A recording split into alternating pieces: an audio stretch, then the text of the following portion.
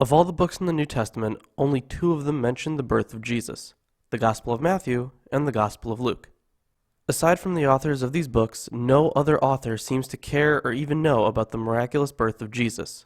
This is no accident. For this video, we will be taking a deep look not only into the birth narratives themselves, but also the historical context in which they were written. Where did the story come from? Why was it placed in Matthew and Luke's Gospels, but not any other Gospel? How come the other New Testament authors weren't aware of it? And more importantly, is this story special or out of the ordinary in any way? These are just a few of the questions we will be exploring.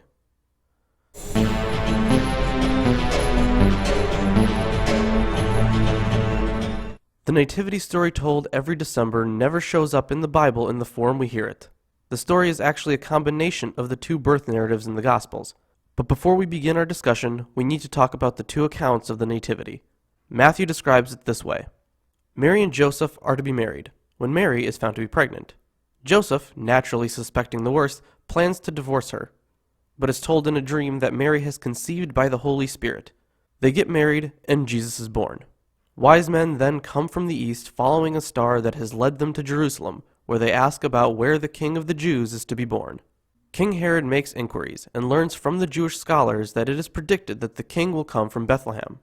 He informs the wise men, who proceed to Bethlehem, once again led by the star, which stops over the house where the family of Jesus resides. The wise men offer him gifts and then, warned in a dream, do not return to inform Herod, as he had requested, but make their way home by another route. Herod, since he himself is the king, is fearful of this one born to be king and sends his troops to slaughter every male child 2 years and younger in and around Bethlehem. But Joseph is warned of the danger in a dream.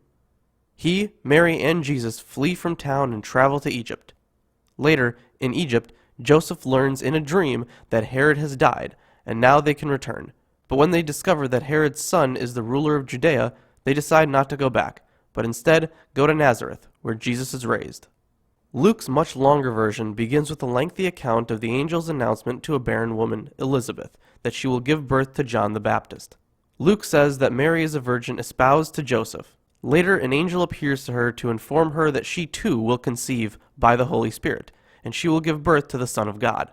She visits the 6-month pregnant Elizabeth, whose child leaps in the womb in joy at being visited by the Mother of the Lord. Mary then bursts into song. John the Baptist is born, and his father, Zechariah, bursts into prophecy. And then we get to the story of Jesus' own birth.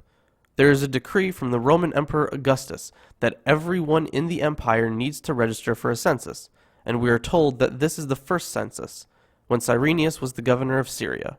Everyone is to return to their ancestral home to register. Since Joseph's ancestors were from Bethlehem, he travels there with Mary. While there, she gives birth to Jesus and wraps him in bands and cloths and lays him in a manger, for there was no room for them in the inn. Shepherds in the field are visited by an angelic host who tells them that the Messiah has been born in Bethlehem. They go and worship the child. 8 days later, Jesus is circumcised. Jesus is then presented to God in the temple, and his parents offer the sacrifice prescribed for this occasion by the law of Moses. Jesus is recognized there as the Messiah by a righteous and devout man named Simeon, and by an elderly and pious woman, Anna. When Joseph and Mary have finished everything required by the law of the Lord concerning the birth of their firstborn, they return to Nazareth, where Jesus is raised. In these two nativity accounts, there are an incredible amount of discrepancies. Virtually everything said in Matthew is missing from Luke, and all the stories in Luke are missing from Matthew. Matthew mentions dreams that came to Joseph that are absent in Luke. Luke mentions angelic visitations to Elizabeth and Mary that are absent in Matthew. Matthew has the wise men, the slaughter of the children by Herod, the flight to Egypt, and the Holy Family bypassing Judea to return to Nazareth. All missing from Luke. Luke has the birth of John the Baptist, the census of Caesar, the trip to Bethlehem, the manger and the inn, the shepherds, the circumcision, the presentation in the temple, and the return home immediately afterward. All of them missing from Luke. Now it may be that Luke and Matthew are just telling two sides of the same story.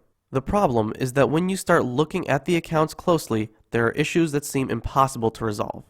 Glossing over the impossible motions described by the star, one of the biggest issues is the census. Luke claims Jesus was born in the year of a universal tax census under Augustus Caesar, while Cyrenius was governor of Syria. However, Matthew's account says that King Herod was the man in charge. This would be fine if it were not for the fact that Cyrenius' reign started 10 years after Herod's death. So when was Jesus born according to the Gospels? Was it during the time of Herod or the reign of Cyrenius? Maybe finding records of a census taking place would help. Unfortunately for Jesus, though, there are no records of such a census taking place during the time of Cyrenius. The only census during Cyrenius' reign was in 6 CE, but it would have only been for Judea and not included the Galilee, where Luke states Mary and Joseph lived. The first universal census didn't occur until after this, during the reign of Emperor Vespasian in 74 CE. According to Matthew, Jesus would have been born in 4 BCE, but according to Luke, it would have been in 6 CE. These are two contradictory dates, and they cannot be reconciled. Luke also explains that the decree called for everyone to return to their ancestral homes. So Joseph returns to Bethlehem because his ancestor David was born there. But David lived 1,000 years before Joseph. Think about that in today's context. Where would you go? Do you know where your ancestors were 1,000 years ago? I, for one, have no idea. The world would be in complete chaos if a mass migration like this were to happen. If this really happened, someone somewhere would have written about it, but there are just no records of this kind of census occurring. The final, purely historical issue is the order of King Herod in Matthew's Gospel to slaughter all the male children 2 years old and younger in and around Bethlehem.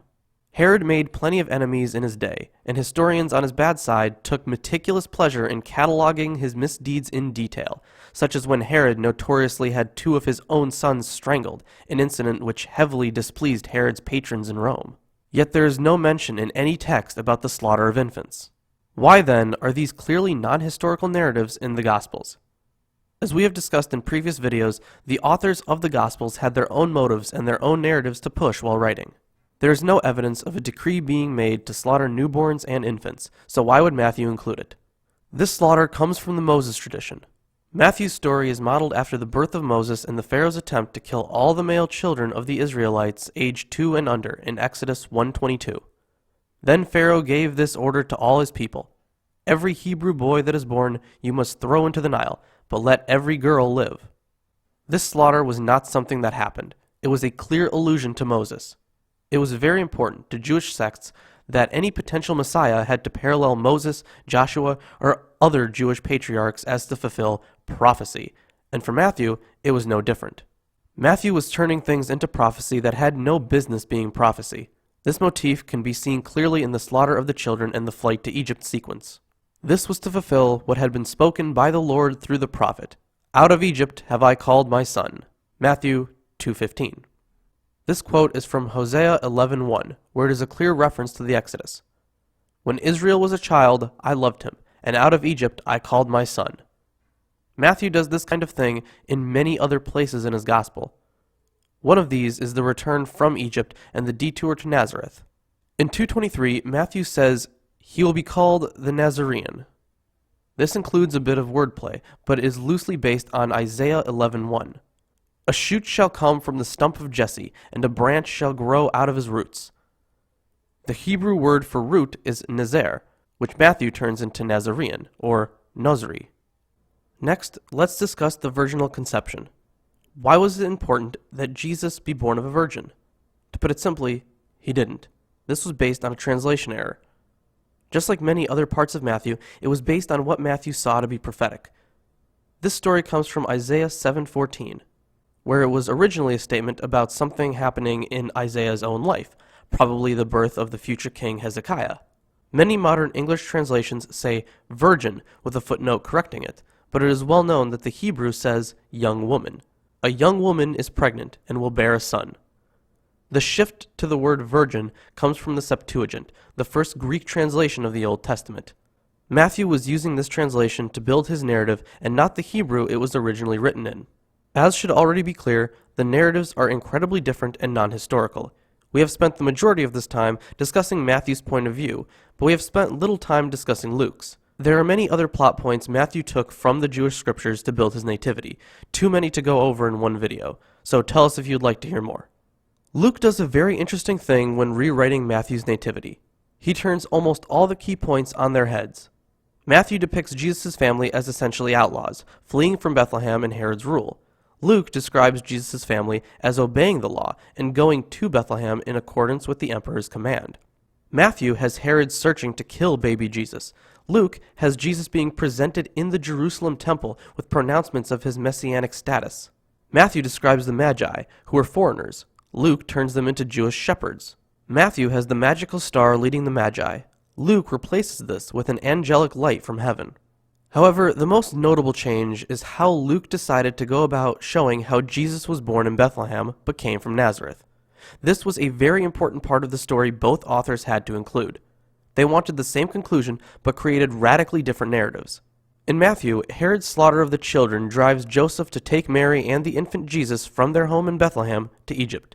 Later, they return to Judea, intending to move back to Bethlehem, but they settle in Nazareth instead on hearing that Herod's son had taken over. By contrast, Luke says the census drives Joseph to take the pregnant Mary from their home in Nazareth to Bethlehem, where Jesus is born. Both narratives are intent on showing the Davidic lineage of Jesus. In each case, the narrative supports the individual author's motives. Now we move on to the final piece of this story. Is this anything new? The short answer is no.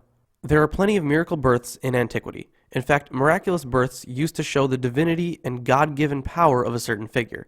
Many birth stories were written long after a figure had achieved a legendary status, such is the case for figures like Alexander the Great and Julius Caesar.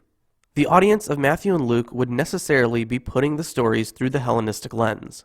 Asclepius, Hercules, Dionysus, Romulus, and many other legendary figures in the Greco-Roman world had similar births.